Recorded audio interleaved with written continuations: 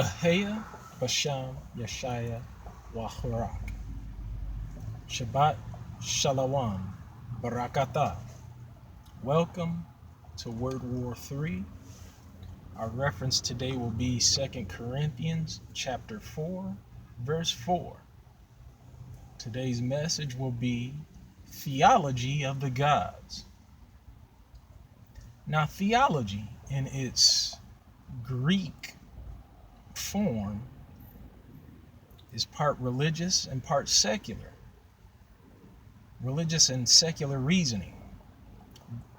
Theos, meaning God, and logia, which is the utterance, again, of a Greek God. This having nothing to do with the Afro-Asiatic Negro or Hebrew Israelite Most High Power. Theology in itself, theology is where comparative reasoning plays a major role in the Greco-Roman theory that all gods or powers are the same. Most assuredly to you, all the gods are not the same. And we're going to prove that today.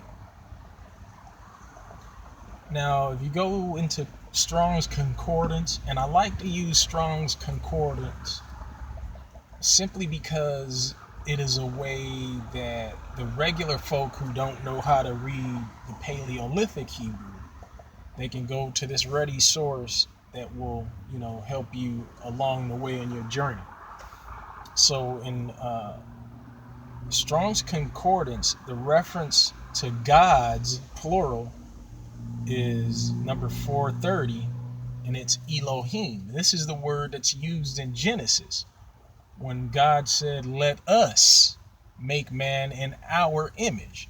So God's Elohim, the reference used in Genesis, when it says the gods created the world, or the gods created man, it was many of them, not just one that you're told in the Abrahamic faiths, the Abrahamic faiths that you know today. So the gods created this Adam. And if you read in the Strong's Concordance 433, Eloah, which is singular for God, one God, that word is not used. We also have gods, plural, in Greek, which is the Greek 2316, meaning Theos. Again, Theos is plural gods, not one God. So when we're looking at theology, you're looking at theology as Theos, plural gods. I can't believe my eyes right now. Okay, but I'm seeing something outside of what I'm studying right now, but that's another issue. The book of Genesis, again, records Elohim. And this Elohim created a man in their image or their likeness. Again, thus the baseline foundation of all gods of the planet. They created a man in their image. Now, that man in the image of the gods bear children, and they spread across the earth as the gods said, "Be fruitful and multiply." They spread across the earth. And that's just like if you're a Hindu, you have, again, gods, plural, Strong's 430, plural. And they appear and they act just like you do today. They are your ancestors or your ancestors' gods, meaning power. Now, the murderous Greco-Romans have issued a generalized explanation of theology. And that generalized explanation is upon all gods, meaning powers, on the planet. This is erroneous. theology from Greco-Romans is derived from the acts associated with Greco-Roman gods. That's quite simple. Those gods or powers, which, these Greco-Roman gods, they lied to each other. They committed incest. They committed distrust. They've gone as far as killing their own parents, killing their own godly forebears as gods. Now, the Hebrew Israelite God, the God of the Bible, in proper translation, excuse me, not translation, because translation is a change, in its proper contents, in the Paleolithic Hebrew, he says, do not add or subtract. Do not associate him with other gods. But this is what theology does. This is the awakening that you're hearing right now. And we're going to go into Daniel the prophet. And Daniel the prophet, he speaks of the prince rulers over the people. Now, the Hebrew concept of God, which is powers, principalities, chiefs, prince rulers, and judges, is given to us differently than the theology of Greco-Romans. In Daniel chapter 10, verse 13, the prince of the kingdom of Persia is an entity. It is not the king that you're thinking of, the king who some of us would be taught that the king of Persia is who is being spoken of here. It's not, because Daniel the prophet is speaking to Gabriel, who is an angelic force. I would like to call Gabriel being an angelic ancestor, or an angelic being, which is someone Daniel had to fast and meditate in order to contact. So again, in chapter 10 of Daniel, the prince of the kingdom of Persia is identified. Also, the prince of the kingdom of Grecia is also identified in Daniel.